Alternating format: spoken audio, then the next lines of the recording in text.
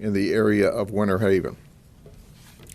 So they were working this robbery of a grave, and subsequent to figuring out that Brian lived in Davenport and Juan lived in the Lake Wales area, we were led to an address of 5170 Timber Lane Drive in Lake Wales.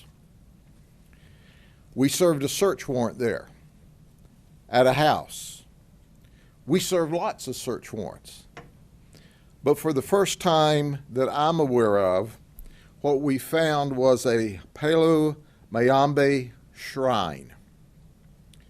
When we arrived there with our search warrant and went into the room, we found this very ornate shrine. And you can see the pictures of it there. There were 7 skulls in this, if you will, shrine.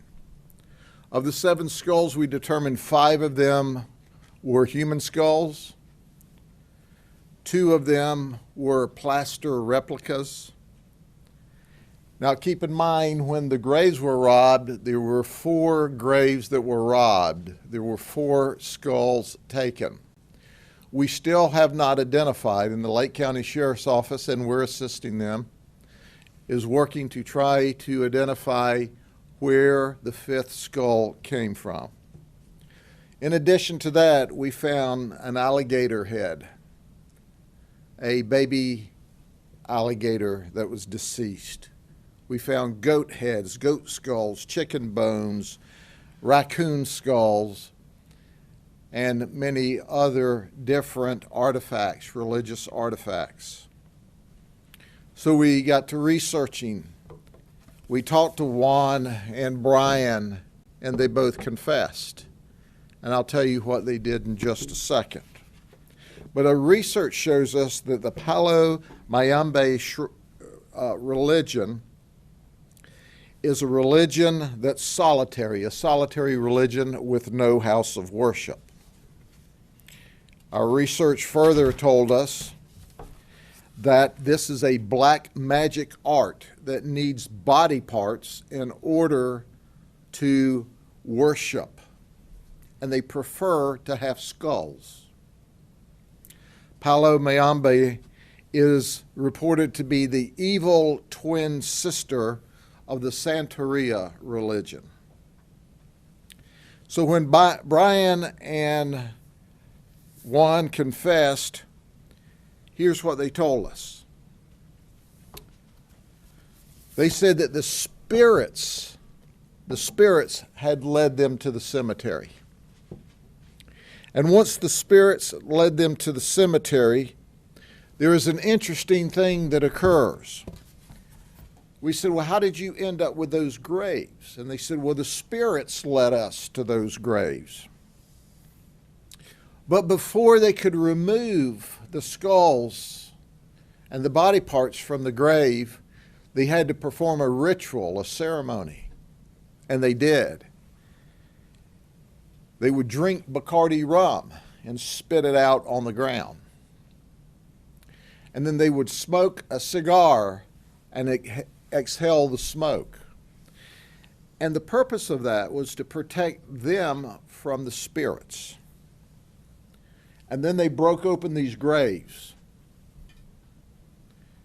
Once they broke open the graves, they started to remove the remains. When they would remove the skulls and the remains, then they would put orange peels back in the cemetery. And the reason they did that was so that the spirits would not leave the skull and go back into the grave. So that was to prevent the spirits from leaving the skull. They said it was their preference that they have the graves of heroes. And that's exactly what the spirits led them to. And when asked about why a hero's grave, they said because the spirit is much stronger in a hero than it is a normal person. And also when you have the skull of a hero, The Spirit is not only stronger, but it can protect you from evil. So let me stop now that you know how they robbed the graves and the fact that they robbed the graves and the fact that they disturbed these heroes, to tell you that 3 of the 4 graves were veterans of the military. They, in fact, were heroes. One was Calvin McNair. He was born in 1935. He passed in 1992. He was a Marine. He was buried in his Marine dress blues. He was a police officer, and he was a police officer in Anasta, Connecticut. They took his skull. If that just doesn't make your blood boil, I don't know what does. A hero, a Marine who was laid to rest in his military blues, a police officer, someone who had served and protected. They took his skull. And then there was Elbert Carr. He was born in 1896, the same year my grandmother was, and he passed in 1988. Elbert was a sergeant in the Army, and he served during World War I. He was a hero. They took his skull. And then the third veteran was Henry Britton. He was born in 1929 and he passed in 1983. He was an Army hero. He served in Korea. They took his skull. The fourth lady was not in the military. Annie Fennell, she was born in 1935 and passed in 1998. But she was a caretaker of seniors and those that were infirmed in life. She had a servant's heart. They took her skull, her arm, and her hand. As I said earlier, our fifth victim is unknown. So let me introduce you to the religious leader, Juan Lopez. I've already told you that he confessed. I've already told you that he runs an after-school daycare and a karate center. He has no criminal history. But Juan used to be also a police officer in Puerto Rico, and he said that he resigned because the agency was corrupt. But he's known, his religious leader title is known as Tata. His social media, where he brags or speaks of his religious dealings, he referred to cemeteries as holy sites and shopping centers.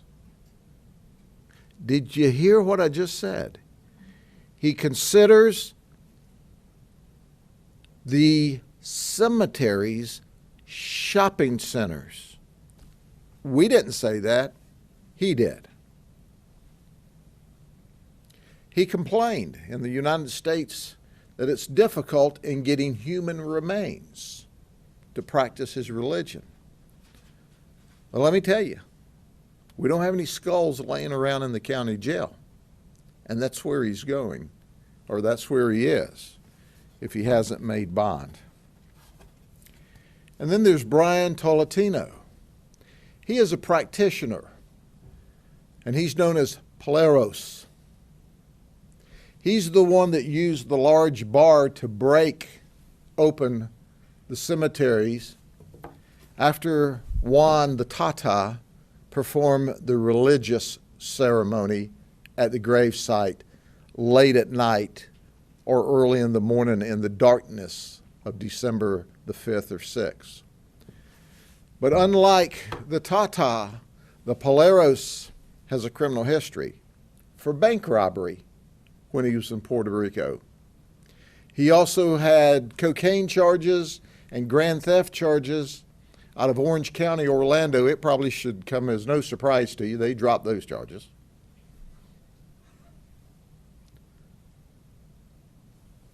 But he robbed graves. Any grave is horrific. But they sought out and intentionally went to the graves of veterans, of heroes, of war heroes that fought for this great country we have today. The investigation's still underway. Obviously, Lake County Sheriff's Office is leading this investigation. We are assisting them, but it's never okay to violate the law in order to practice any religion. And they clearly violated several laws in the state of Florida. Are there any questions? Have you gotten reaction, or has the Lake County Sheriff's Office gotten reaction from the families of the deceased? The Lake County Sheriff's Office has been in contact with the families, as I understand, and they are certainly very, very happy that the investigation took them to this point. And once the investigation's over with, the medical examiner obviously will return the remains so that they can be reinterred with the family. Orange pill or no orange pill. Spirits or no spirits. Excuse me, Sheriff. Are there any other people as part of this religion who may have taken part in this, and are you anticipating more arrests? There is no one else that we're aware of. Only the two of them were led by the spirits that night to that cemetery, according to them. Now, I can't tell you who all may have worshiped with these different shrines or at this particular shrine with this, but as you can see, it's rather elaborate. And what they will do is people who are worshiping will cut themselves, and then they will drip the blood over these individual containers.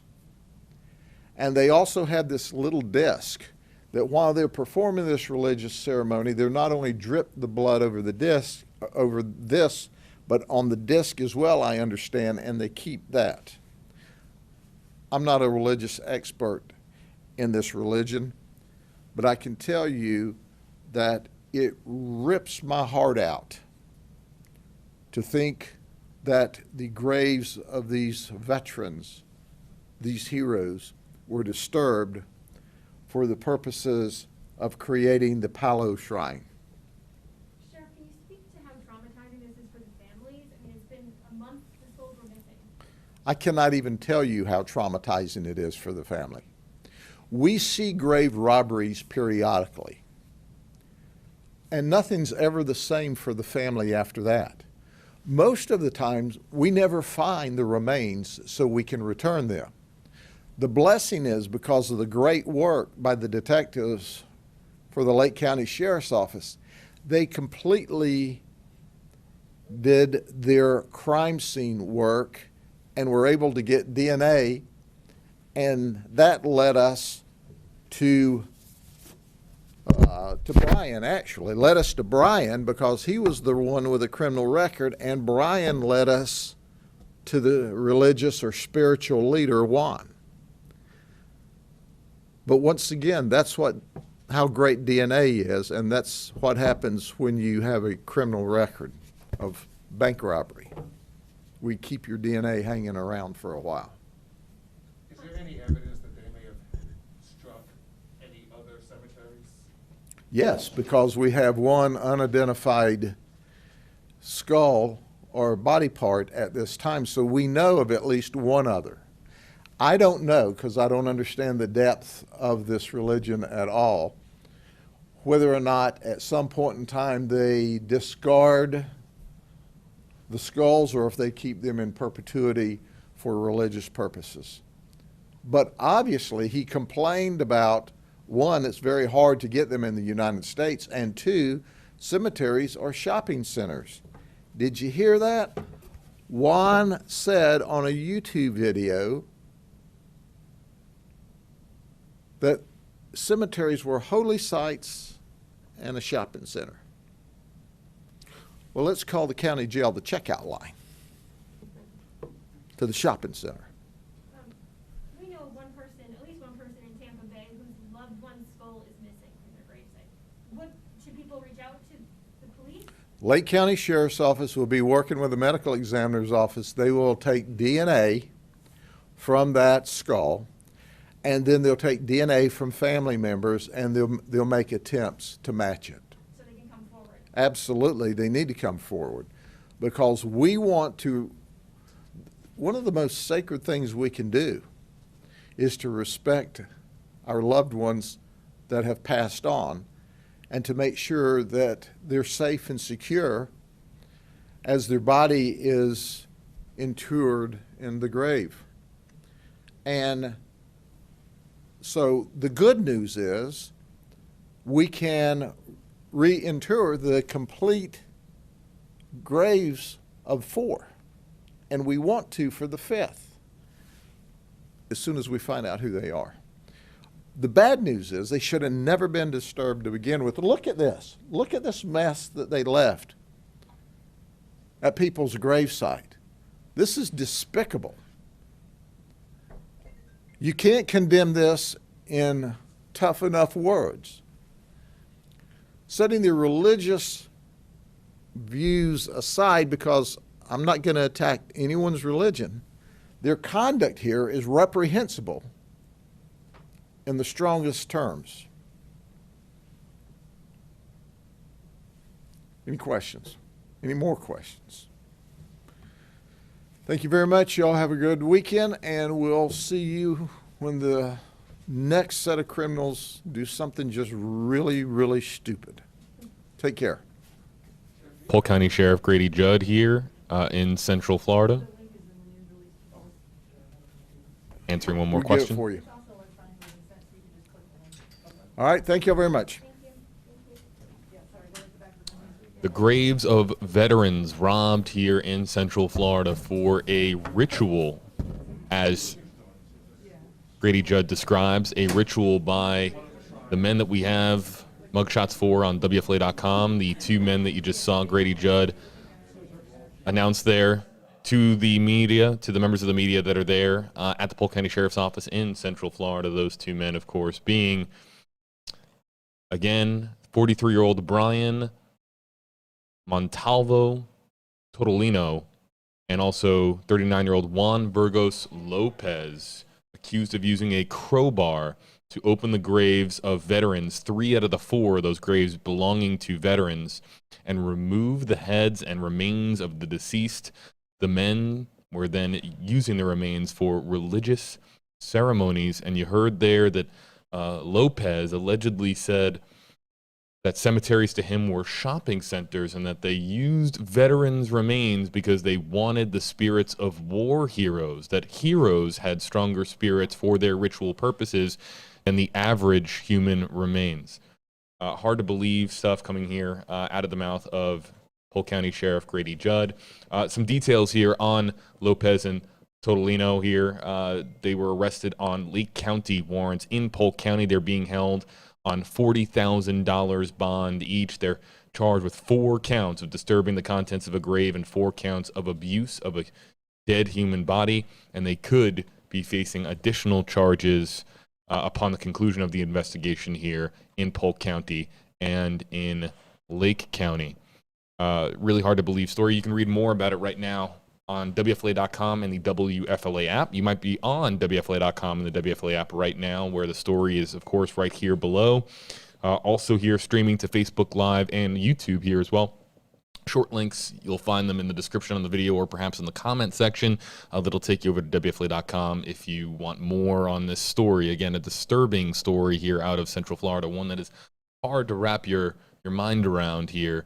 Again, grave robbers here, stealing the skulls of veterans for a ritual of some kind, and with DNA evidence found from cigars near the grave sites that were disturbed that led deputies to Totolino here, one of the suspects. More details on WFLA.com, the WFLA app. More in the hours ahead on WFLA Now.